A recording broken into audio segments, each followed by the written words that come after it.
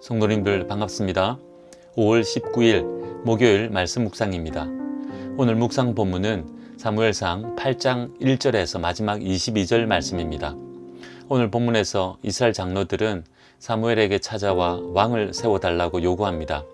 그리고 사무엘은 하나님께 기도드리고 하나님께서는 왕을 세우라고 허락하십니다.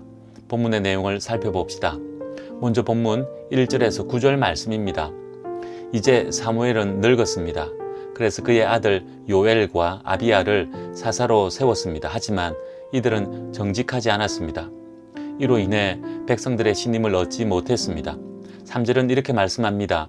그의 아들들이 자기 아버지의 행위를 따르지 아니하고 이익을 따라 뇌물을 받고 판결을 굽게 하니라. 그래서 이스라엘 장로들이 모두 모여 사무엘이 있는 라마로 왔습니다. 그리고 사무엘에게 요구합니다. 본문 5절입니다. 그에게 이르되 보소서 당신은 늙고 당신의 아들들은 당신의 행위를 따르지 아니하니 모든 나라와 같이 우리에게 왕을 세워 우리를 다스리게 하소서 한지라. 이스라엘 장로들이 왕을 요구한 것을 보면 표면적으로 타당한 이유가 있어 보입니다. 사사 제도의 한계를 오랫동안 절감했을 것이고 사무엘의 아들들을 보면서 사무엘과 같은 정직하고 강력한 지도력을 갖춘 사사를 기대하기 힘들었을 것입니다. 날로 이방 민족의 위협은 늘어가는데 백성들을 힘있게 지도하고 통솔할 지도자가 없으니 염려되었을 것입니다. 그래서 강력한 지도력을 갖춘 왕을 원했던 것입니다. 주변 이방 나라들처럼 말입니다. 이 요구를 듣고 백성들이 자신을 버린 것으로 느껴 사무엘은 기뻐하지 않았습니다. 하지만 하나님께 기도드려 아뢰입니다. 하나님께서는 백성들의 요구를 들어주라고 말씀하시면서 이스라엘 백성들의 믿음 없음을 지적하십니다. 이스라엘 백성들이 사무엘을 버림이 아니라 하나님을 버린 것이라고 말씀하십니다. 왕을 구한 것 자체는 문제가 아닙니다. 하나님께서는 인간 왕을 통해 더욱 힘있게 하나 되어 하나님 섬기는 자리로 나오기를 원하셨습니다. 그런데 하나님보다 인간 왕을 더 의지하고자 하는 마음을 이스라엘 백성들이 드러낸 것입니다. 그래서 하나님께서는 이스라엘 백성들이 애굽에서 나올 때부터 줄곧 하나님을 버리고 다른 신들을 섬겼다고 한탄하십니다. 그러시면서 사무엘에게 왕의 제도를 이스라엘 백성들에게 엄히 경고하며 가르치라고 말씀하십니다. 사실 왕정 제도는 하나님께서 이미 허락하신 제도입니다. 신명기 17장 14절에서 20절 말씀을 통해 이스라엘의 왕이 어떠해야 하는지 말씀해 주셨습니다. 강력한 왕을 중심으로 온 백성이 더욱 힘있게 하나님 섬기기를 원하셨습니다. 이제 사무엘은 백성들에게 하나님의 말씀을 전합니다. 본문 10절에서 18절 말씀입니다. 사무엘은 하나님께 받은 왕의 제도를 이스라엘 백성들에게 가르칩니다. 왕은 이스라엘 백성들의 아들들을 데려다가 군사로 삼고 무기도 만들게 하고 왕을 위해 일하게 할 것이라 합니다. 그리고 딸들을 데려다가 향료 만드는 자와 요리하는 자 그리고 떡 굽는 자로 삼을 것이라 합니다. 이렇게 백성들을 징집할 것이라 합니다. 왕은 이스라엘 백성들이 가꾼 밭에 제일 좋은 열매를 거두어 가고 모든 곡식의 11조를 거두어 왕의 관리와 신하들에게 줄 것이라 합니다.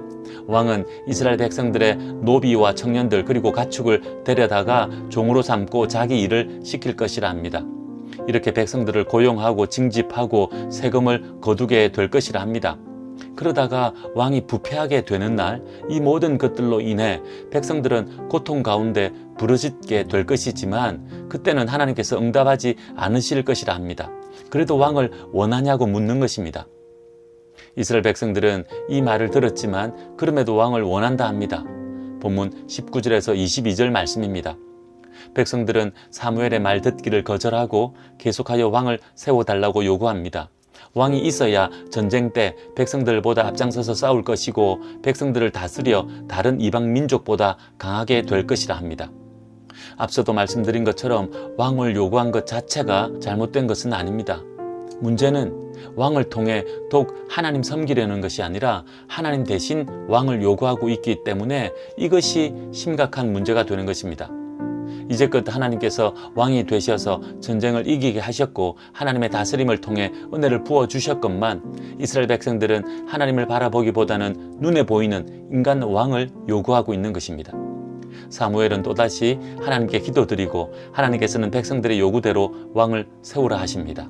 이 말씀을 전하고 사무엘은 백성들을 돌려보냅니다. 이렇게 하여 이스라엘의 왕이 세워지게 된 것입니다. 이제 오늘 본문을 묵상해 봅시다. 세상의 가치가 아닌 하나님 말씀을 따라 살아야 합니다. 오늘 본문에서 이스라엘 백성들은 왕을 요구합니다. 본문을 설명하며 말씀드린 것처럼 왕을 요구한 것 자체는 잘못된 것이 아닙니다. 하나님께서는 이스라엘 백성들에게 약속의 땅 가나안에 들어오기 전에 모세를 통해 왕정 제도에 대해 말씀해 주셨습니다. 왕을 세우고 왕을 중심으로 하나님 섬기도록 허락하셨습니다. 그런데 오늘 본문을 보면 이스라엘 장로들이 사무엘에게 와서 왕을 요구할 때 모든 나라와 같이 우리에게 왕을 세워달라고 합니다. 하나님께서 하신 말씀을 기억하고 하나님 말씀을 근거로 왕을 세우고자 한 것이 아니라 이방 나라들을 보고 그들의 모습을 따라 왕을 세우고자 한 것입니다. 물론 이스라엘 장로들은 나라와 민족을 생각하고 염려했을 것입니다. 사무엘처럼 강력한 지도력과 온 백성들로부터 존경받는 성품을 가진 지도자가 있다면 당장 왕을 원하지 않았을 것입니다. 하지만 사무엘은 늙었고 그의 아들들은 부패하여 지도자로서의 자격을 갖추지 못했습니다. 이런 때에 주변 나라들은 왕을 중심으로 강력한 지도력을 발휘해 언제든지 이스라엘을 침략하고 전쟁을 일으킬 수 있었습니다. 그런 상황 가운데 나라를 위한 마음으로 왕을 세우고자 한 것입니다. 하지만 이스라엘 장로들에게서는 하나님을 찾고 구하는 모습이 보이지 않습니다. 하나님께서 말씀해 주신 것처럼 하나님 말씀으로 통치하는 왕을 세워 하나님의 뜻을 이루려 하는 것보다 세상의 방법과 가치를 따라 왕을 세우려고 한 것입니다. 왕이라는 형식과 제도 안에 하나님 말씀이라는 내용을 담아 하나님의 뜻을 이루어야 하는데 그렇지 못했다는 것입니다. 오늘 우리의 모습을 돌아봅시다. 세상의 가치가 아닌 하나님 말씀을 따라 살고 있는지 말입니다. 이 말은 세상과 동떨어져 살아야 한다는 말이 아닙니다. 세상의 모든 것들을 부정하고 멀리하며 상종하지 말아야 한다는 말도 아닙니다. 예를 들어 세상 속에 살면서 세상의 제도와 형식을 경험합니다. 우리도 그 속에 살기 때문입니다. 하지만 우리가 그리스도인이라면 그 제도와 형식 안에 성경적 가치를 담아내고 하나님의 뜻을 채워야 할 것입니다. 세상의 제도와 시스템을 부정하고 멀리하는 것이 아니라 그 속에 하나님 나라의 가치를 담아 세상을 더욱 아름답게 해야 할 것입니다. 그렇게 사는 자들이 그리스도인인 것입니다. 한 걸음 더 나아가 우리 삶의 모든 자리에서 그렇게 하며 살아가기 원합니다. 형식과 틀은 세상 가운데 있는 것이지만 그 안에 담아내는 내용이 하나님 말씀의 가르침이기를 원합니다. 그렇게 하여 세상 가운데서 하나님 나라를 이루며 살아가는 우리들 됩시다. 기도하겠습니다. 하나님 아버지, 왕을 세워달라는 이스라엘 장로들의 모습 속에 하나님을 왕으로 섬기는 모습이 보이지 않습니다. 하나님의 백성들이 세상의 가치에 물들어 하나님을 저버리고 있는 모습입니다. 그런 모습이 오늘 우리들의 모습은 아닌지 돌아봅니다.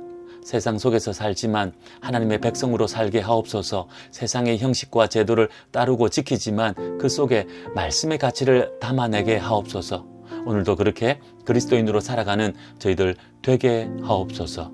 예수님의 이름으로 기도하옵나이다. 아멘. 오늘은 우리 이웃을 위해 기도하는 날입니다. 어려움 가운데 있는 이웃들 위해 기도합시다.